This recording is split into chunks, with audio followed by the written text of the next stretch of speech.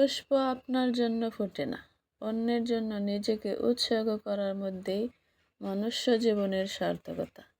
ফুল এই জগতের একটি অনিন্দ্য সুন্দর সৃষ্টি।